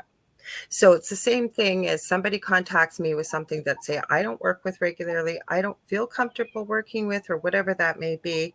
I call people who work with that every day. I'll call a plumber to go fix the plumbing rather than me. Could I stop the leak right away? Probably, but I need somebody in there that's a professional. So I really, because I get a lot of people contacting me. It's usually young gentlemen, and I don't say this with any unkindness whatsoever, but maybe they're a bit of a loner. They really want to feel like they want to belong, and they'll see, for example, we shall remain nameless, a certain tight t-shirt wearing gentleman on TV that does the paranormal or what have you, and they go out and they mimic or do the things that they say on TV, and they end up with a lot of trouble. I had one guy took something from a very haunted place and all heck was breaking loose and what have you. Mm-hmm. So what I'm saying to people when you're hearing this is just a personal experience. I've shared many of my personal experiences, but just as people are unique, so are the experiences as well as these type of spirits. So when you're having issues or you're seeing things like this, you need to reach out to people, talk to them and find out if they're a good fit and work with somebody that you feel you can trust. That's, if you want, ask for references, even better to ask for Yeah. references, see if it's worked, Do and background, go from there. What's that, Keith? do background checks. Mm-hmm. I would Mm-hmm. have no issue with somebody doing a background check on me if I'm going to help them paranormally. Sure. Or you've got worked on a case before and they've been able to help, because like what you just said about aftercare. Now, I do know quite a few paranormal teams that are, yes, they're very conscientious, and that is number one for them is aftercare. But I also have seen many teams that will go in there just for research purposes, and I can't say the word I want to say, so I'll say poops and giggles, and Mm-hmm. go in there and stir things up and then leave. And I Yeah. can tell you, when we were looking for help years ago, and if we had done some of the things that people had told us to do, we would have been in a much, we would have went out of the frying pan into the inferno fires of hell practically. Yeah. Or people that just wanted to come and stir crap up just to see what they could document or see. And it's, people are experiencing this, they got to live this life, as you well know. You Yeah. need somebody that's going to do that kind of thing, provide aftercare and know what they're doing. Wouldn't you agree? Yeah, absolutely. Even if you're going to, like, say, a public investigation place, Mm-hmm. don't stir stuff up. Don't antagonize, because the people that go in after you, they might suffer the consequences. Mm-hmm. Because they have emotions too. Mm-hmm. You piss them off, you upset them. What are they going to do? Mm-hmm. You leave. You do that and leave. Next people that come in, boom, property owner. I can't Boom. even, when I write my book and I'm working on it, some of the stuff I have been told that had I been a very foolish person, or as much as we were going through had followed it, I wouldn't have just had the demonic type stuff and things we had. I would have had, oh my God, I probably would have opened the gates of hell with some of the stuff. I am not kidding. Like, I won't even say on air some of the stuff people have suggested that we did, but we did our homework. Like, this was a 24-hour a day job practically, because I don't sleep a lot. Yeah. And I never did, because I wanted to find out, like we always said, we never went looking for this. It found us.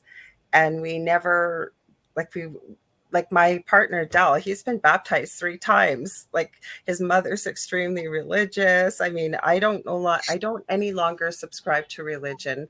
I have a belief in a higher power. For me, it's God. I respect everybody's belief systems. So does he. But we weren't playing with Ouija boards, and that people think that well, basically we weren't inviting anything into our home. We still aren't totally sure why it happened.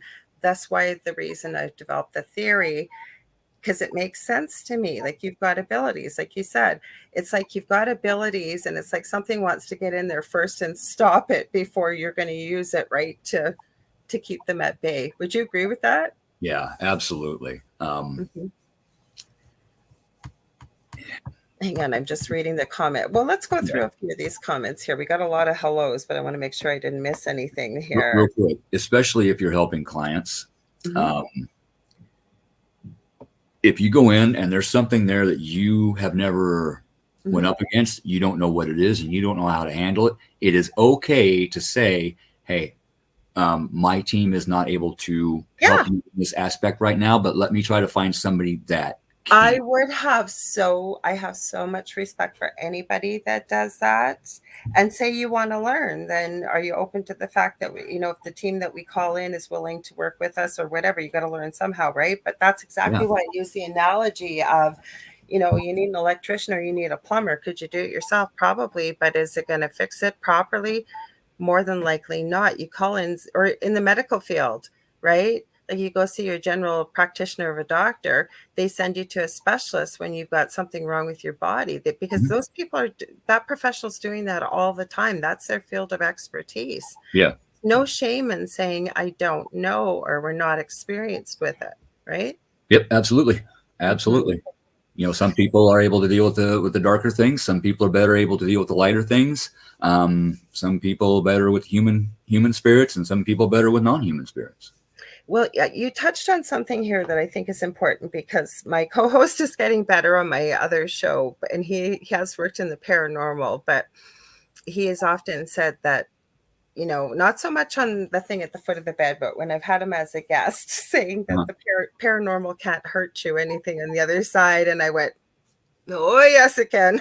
And I've even said that, I just feel it's a real disservice to say something like that. And I'm not criticizing him. It's what he's experienced and what he's been through. And I respect that.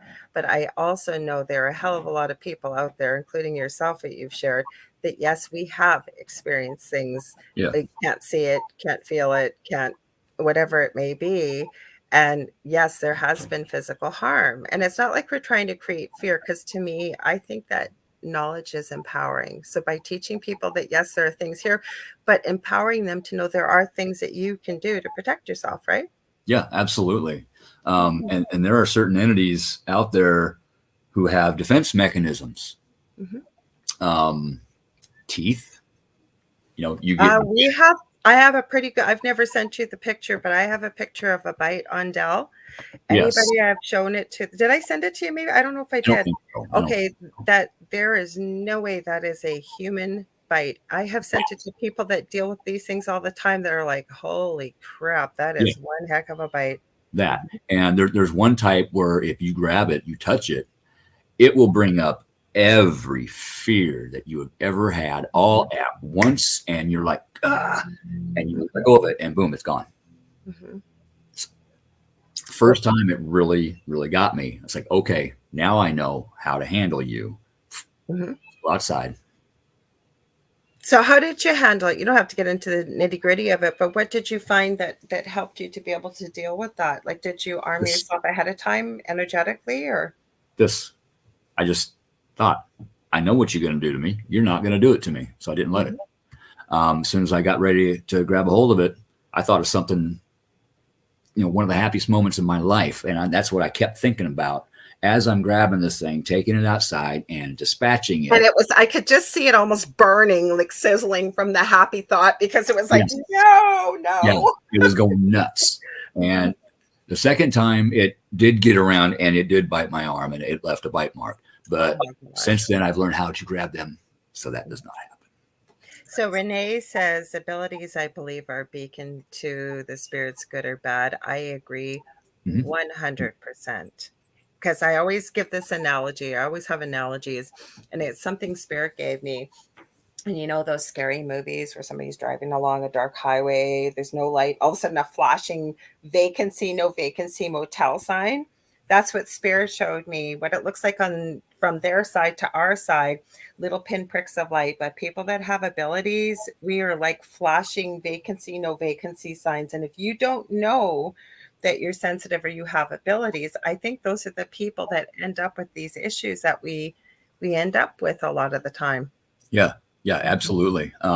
Being empathic, you walk in, you're great, you're happy. You walk into a room next to this person, you pass them, and all of a sudden you just want to start crying. What is that? Or you wake up just in a depressed mood. You don't want to get out of bed, but what I do is I think, okay, do I have anything in my life that would cause this? Yes. Okay, this might be mine. Let's work through it. No. Okay, this isn't mine. I'm feeling what the world is going through right now. Thanks. Don't have time for that. Let's get the mood back up. Let's go. So, just sitting back thinking can really help an empath. This isn't mine. Thank you. Don't need it. Well, it is. And a lot of people don't realize. That's why I was so glad we were talking about being empathic. Well, we were talking about being empathic, but your thoughts. Okay. Same thing with myself. If I'm a pretty easygoing, don't get angry, not a crier and I'm not saying that with judgment for anybody hearing that or anything. I just know who I am. Yeah. So if I start feeling like a lot of anxiety, I know my son, my eldest, can have anxiety, but a lot of people, or sadness or anger or whatever that is, that's so out of the ordinary for me. First thing I do, take a couple deep breaths and I'll ask, is this mine?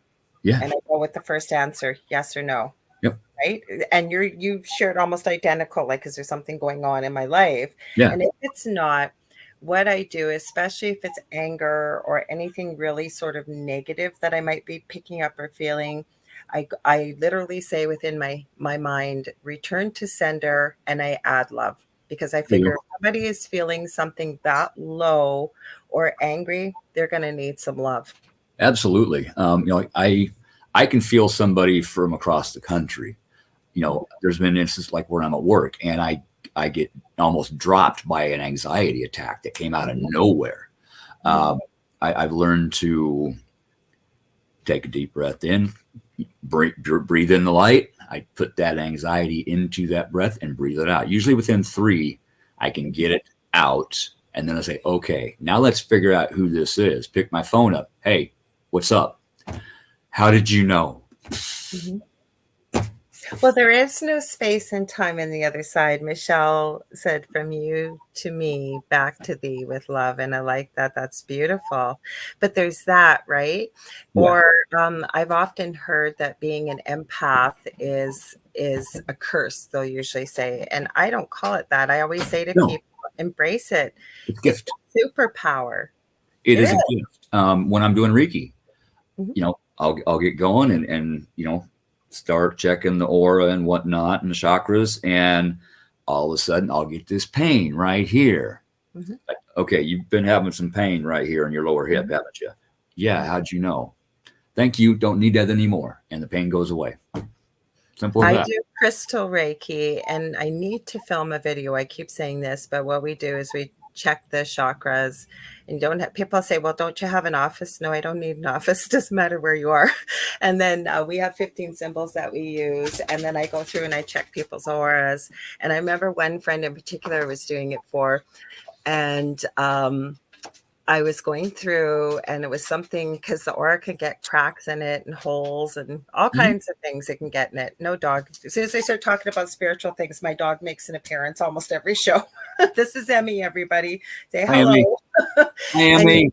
Yeah, she's deciding she thinks she's a lap dog. Okay, so anyways, I was going through and there was something to do with his left ankle. Like I could feel it. I could see it. I use a selenite bar, right, when I go through, and I use something called my gingerbread man or girl. It's just a drawing that I use.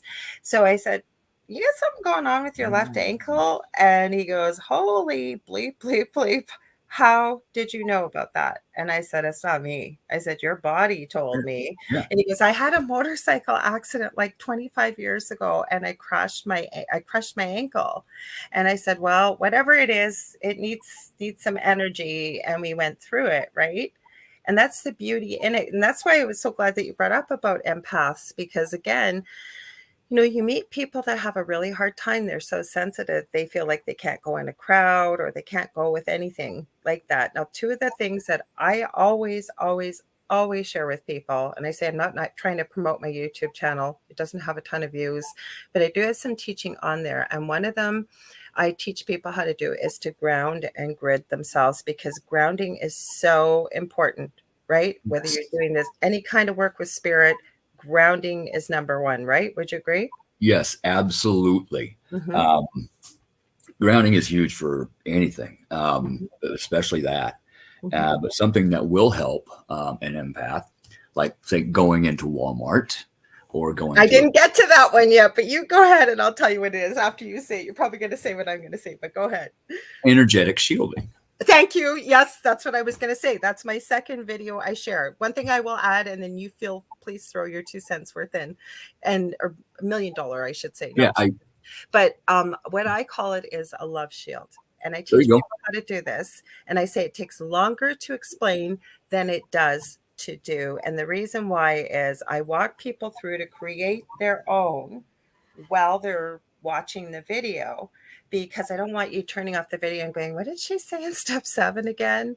And Yeah, I've been able to teach. I have a son with severe autism. He was just in here. He pops in, he gets anxious. Are you done yet, Mom? Are you done yet? He knows what time I'm done.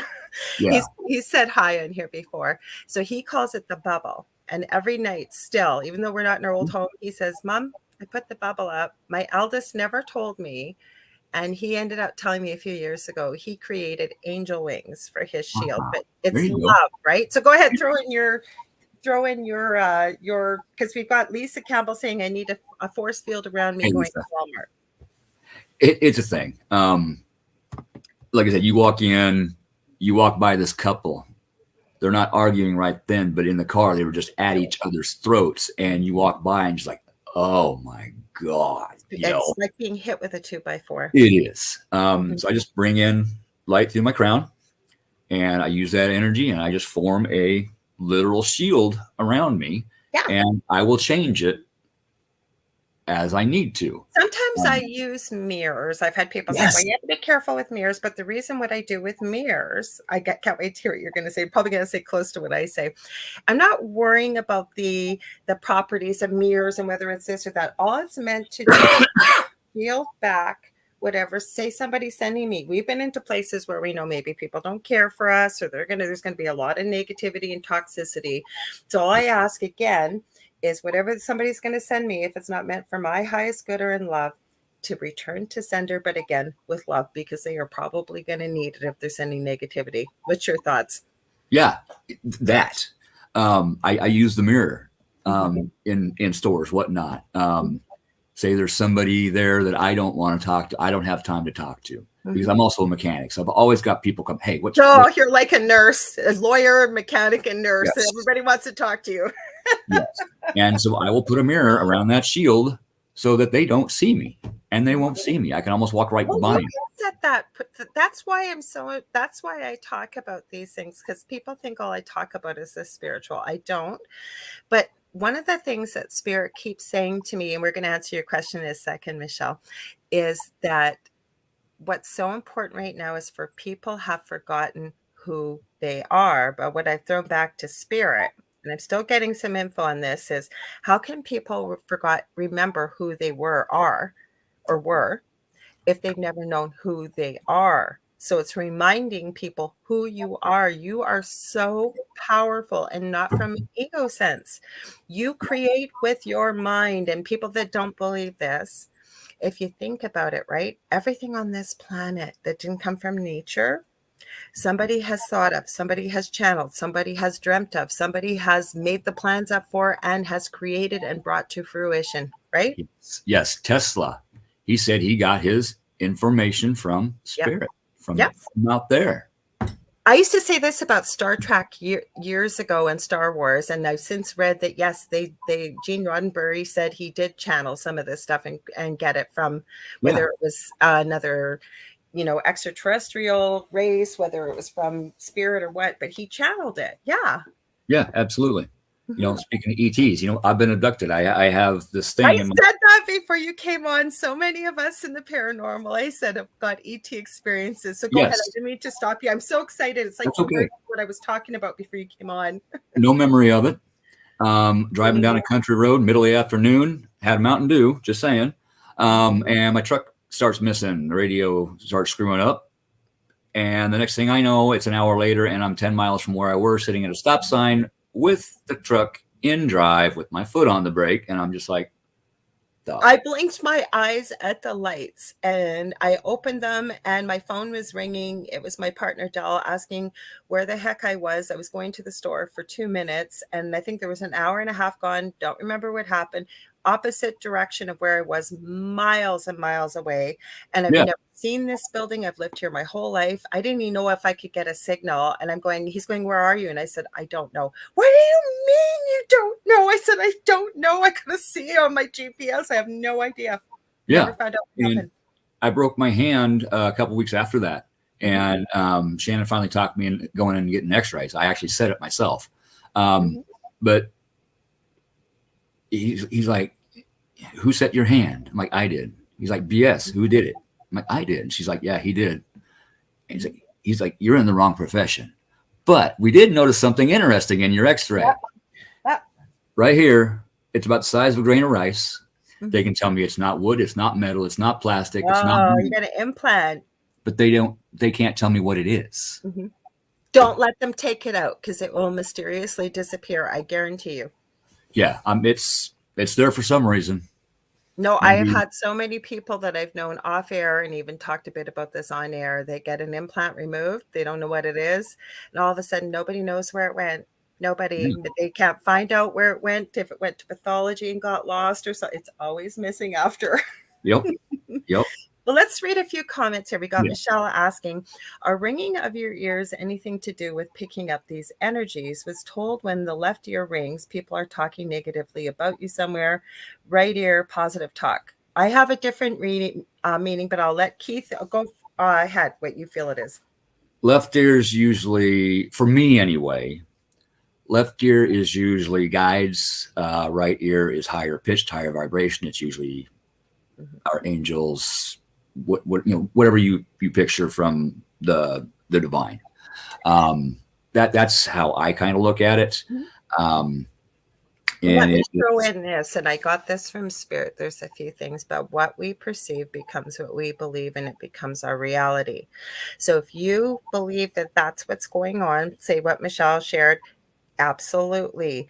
For me, and I don't get hung up on what ear, but it's almost always my left ear. I look at it as a download for me, and I may not know what's coming through, but aside from driving, I will stop, try and close my eyes and breathe and just lean into it. And I know that when I'm meant to know what it's what it means, I will find out. Yeah. Yeah. And downloads are something else. It's just like downloading a new program on your computer. It takes time to unpack it, install it, and get it started. And that can affect your physical well-being, how you feel, your mental or gifts, well-being, connections. It could be anything. Emotions. Mine usually lasts for 3 days. Like I feel it coming in. It's like, okay, let's do this, and just accepting it and saying, okay, I'm ready. Let's do this.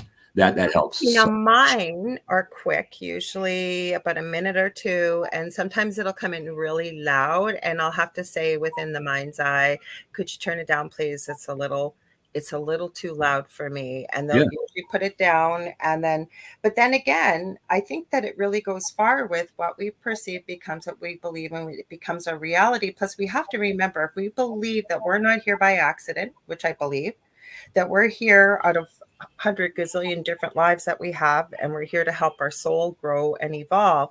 We have guides, we have angels, we have elementals, ascended masters, we have we're never alone. We have a whole team here.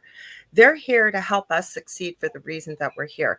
So Yes. again, for me, if I've decided that it's this, Michelle has decided that this is what it means for her or for you, they're going to work with you to make it happen. Would you agree with that? Absolutely, I would. Absolutely. Like Sandra says, and I like this, she goes, I have a bug shield against illnesses. Oh, you got to share more about that. So you said it works real good when I remember to maintain it. Okay, so let me add something with this. And I do a lot of mentoring, as I'm sure most of us do in this field.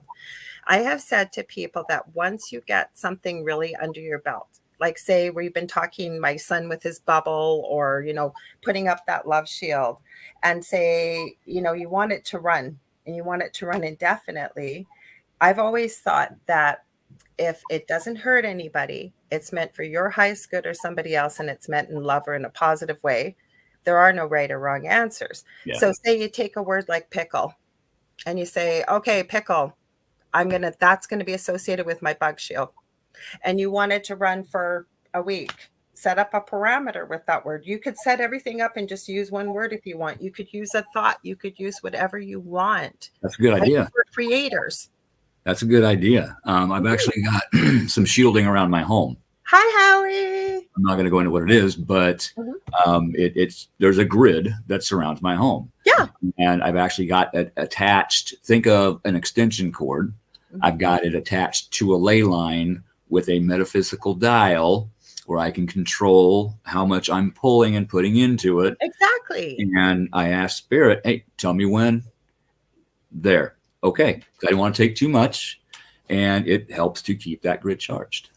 So there you go. That's the parameter you have set up to work with Spirit, and it works for you.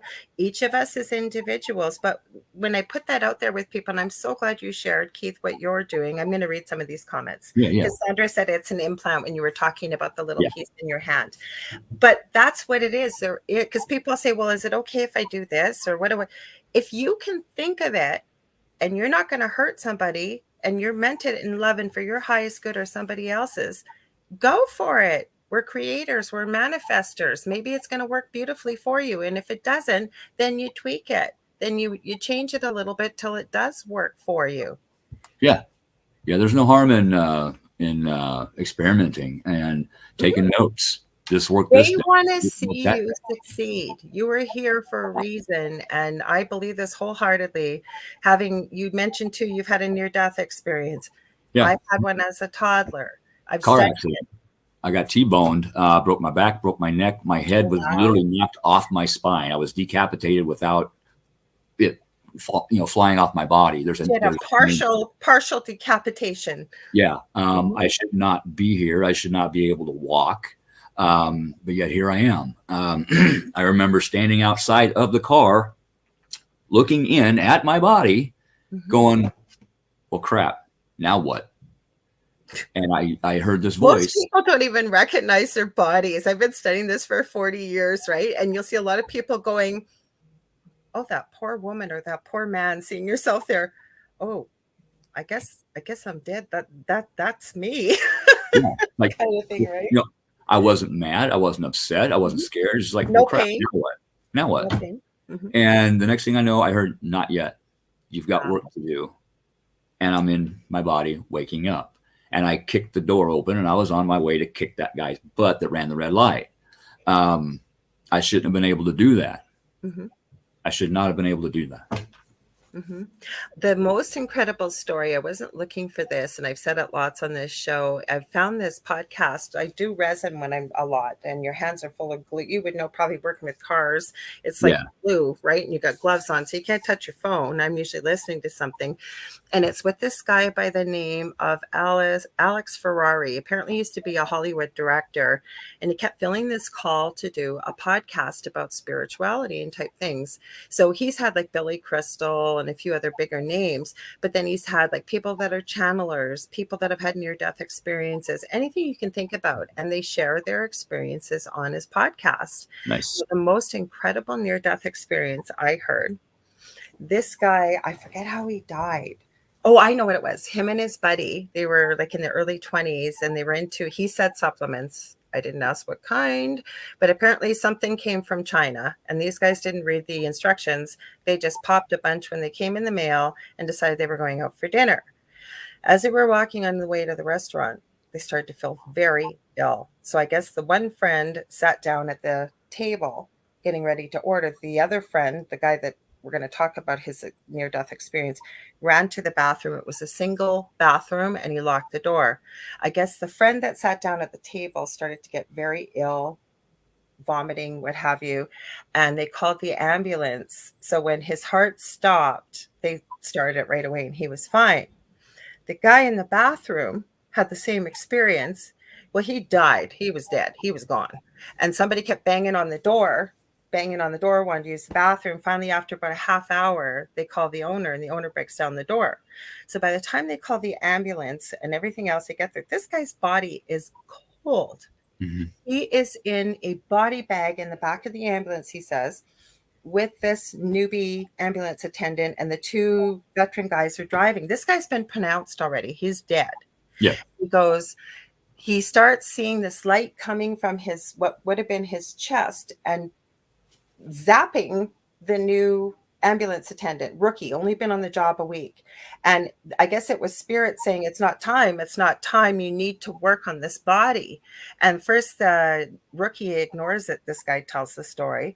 Then I guess finally it wouldn't stop. So this rookie zips him open and starts doing compressions. And the guys in the front are yelling, what the heck are you doing? You can be charged. He's been pronounced, blah, blah, blah.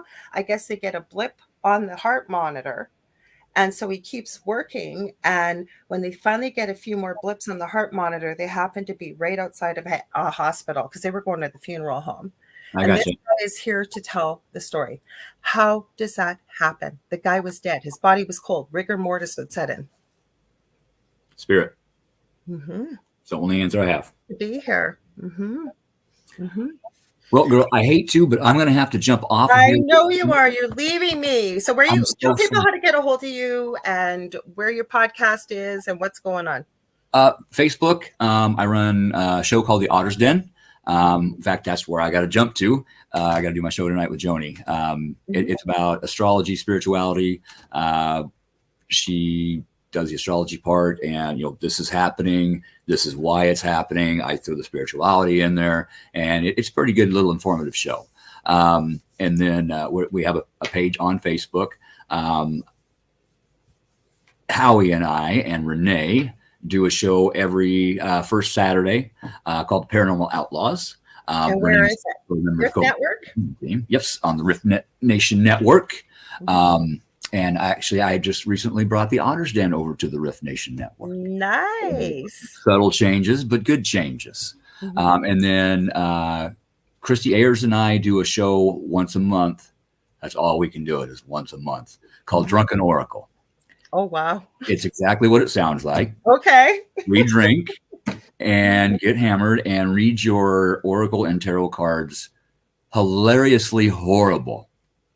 We make things up off the top of our head. It's a comedy show. And we did it when the lockdown started. Mm-hmm. And just to brighten people's lives for a little bit. And it stuck. People liked it, so we still do it. We love making people laugh and forgetting about their day for a little bit. Okay, so people, are you going to say, where I gave the contact was with your paranormal group because I had the link to that. So what's the best way for people to get a hold of you if they want to? On Facebook, you can message us through, the pages and whatnot. We aren't doing a whole lot with the paranormal team right now. Mm-hmm. Obviously, we got some things going on. I've got this rebuilding my home. Some team members have some health issues that we're dealing with. Mm-hmm. So we're kind of on hiatus, but we are helping people a little here, a little there. Okay. But as far as actual investigations, we don't have that ability right now, but we do still help other people. Okay. Well, I'm so glad you came on here. You go have a great podcast. Make sure to check Keith out, and you'll be able to see how he's over here all the time with the Riff Nation. Yeah, I always call it Riff Network, but Riff Nation Network. So thanks for being here so much, Keith. I'm going to hang out for a little bit, guys. So you have a good show, okay? Thank you for having me. Thanks for being here. I loved having you on. All right, you bet. Take care. Bye. Bye. So let me go through some of these comments, you guys. We usually do. Do you want me to kick you out? Oh, you're done. You're done. Hang on, I'll kick you out. Let me see. Here, we'll kick you. There you go. We kicked them. Sorry, poor Keith. So I didn't know. Found out his podcast was today, and he was going to work. So I was glad he was here. Though we had an interesting conversation. So let's see. We got a few comments. I'm going to go back a little bit. So Renee Cote says, so glad that Keith is in her corner in the dark helping others. Susan Lung said, hey, all. And then she's adding that he's kicked butt on the rebuild with his house. If you don't know what we're talking about, you're just joining us. Keith's house was in a fire, and he's in it on the show here. He was just rebuilding. It looks pretty beautiful. Sandra said she just switched screens. Michelle said she slept in. Well, you got to do that. Actually, Michelle, I slept in today. I never sleep till past 11. I think I went to bed about 4 a.m. So that's a lot of sleep for me. And Debbie was here. And then Renee Cote says aftercare is a must. And it certainly is when you've had some help with a paranormal team, because for whatever reason they got in there, you need some help to be able to kind of fortify and energize, if you will, use energy work and things like that afterwards and make sure it's all clear. So Susan Long says, I am Faye. So those of you that don't know what Faye is, I know most of you were here, but anybody tuning in at the last minute or on the replay, we're talking about the fairy realm. We talked a little bit about that. Let me see. I don't want to miss some of these later comments here. So Michelle had asked about the ringing of your ears. So check that out. We gave different answers, and any of those could be right. I always say, you know what? I don't have all the answers. I don't think any of us do, nor will we until we transition back home ourselves. And I call it home. You might call it heaven. You may call it whatever you want, the afterlife. But that's when I think we have all the true answers. So Howie, like I said, hello. Lisa said, my left ear is a past loved one telling me something, and your right ear is angels, guides, and downloads, it seems. That's super cool. I'm glad you shared that, because as I was saying a few minutes ago, we may have all different reasons for maybe why we've got ringing in our ears or whatever it is. But I think that if you set the parameters for what you're receiving when you get it, like Lisa said, her left ear is a past loved one, right ear, angels and guides. There is no right or wrong answers. It's what works well for you. And then Sandra Sharp said, silver mesh electrified with blue light. I'm not quite sure what you were talking about there. You've taught others to use it to good effect. Well, you'll have to tell us more about that, Sandra, when you pop in on Thursday, maybe. And Renee said, spirit has placed all together for a reason. Fellowship has a purpose. It definitely does. And when we gather on these places like this, or like I said, Keith was running off to his show. That's why we get together and we talk about this. And then to be able to hear one another and hear what each of us has to share with one another, because we may learn something from each other, maybe a new technique, something that might work better, maybe just even a different explanation for something we didn't have an answer to. And then Michelle said, take care, Keith. Well, you guys, we are almost out of time anyway. So I'm trying to think. Oh, I know who I have on next Monday here on the Angel Rock. I have Faye and Roger Garza. They have 2 new shows on the network. So they're going to be coming on my show. So we're going to have a lot of fun. Roger is a psychic medium. Faye supports him on the show. And I know she's working on her abilities as well. The bug shield. Got you. Thank you, Sandra. When you were talking about the silver, I'm going to back up right here. You said it was the silver blue shield or silver mesh electrified with blue light. Thank you. So kind of like a bug zapper. I know what you're talking about. When she was talking about, she sets up a bug shield so that she stays healthy and no bugs, infections or viruses or anything get through. I love it. So anyways, Faye and Roger will be here next week on the Angel Rock, same time, same space. Stay tuned for Philip and Julia Syracuse on the Horsefly Chronicles. They're coming up next after my show. You will see my face here again on Thursday here on UPRN with The Thing at the Foot of the Bed with my amazing, awesome co-host, David Hansel. And I don't know what we're talking about this week. Maybe we're going to be talking about UFOs. I'll have to see what he's encountered. Dave and I don't talk all week. We usually connect on Wednesday and Thursday on his days off. And we see how our week's gone and where the bulk of our questions or comments lie. We had quite a few UFO things going on before Keith was able to get here. So, yeah, isn't that cool, Michelle? Michelle adds very quickly, yeah, very cool and clever, Sandra. Thank you for sharing. And yes, thank you for sharing about your bug shield. Anyways, you guys ever want to get a hold of me, you can get a hold of me on facebook.com/the Angel Rock. You have a show idea, maybe a guest suggestion, maybe you want to book some mentoring, or I do readings, psychic medium, I do crystal Reiki healing sessions, therapeutic touch, which is a misnomer because I don't do any touching. It deals with the energy. Things like that. I do the Akashic records. You can get a hold of me, like I said, facebook.com/the Angel Rock. Also, I have 2 groups on Facebook, Paranormal University for all the paranormal things, and the Angel Rocker Tribe for some of the spiritual things. We had kind of a mix tonight about those things talking with Keith. So yeah, I will see you guys on Thursday with The Thing at the Foot of the Bed, 7 to 9 p.m. Eastern, 6 to 8 p.m. Central. And I send you guys all so much gratitude as well as love and light. See you on Thursday. Have a good one. Stay safe.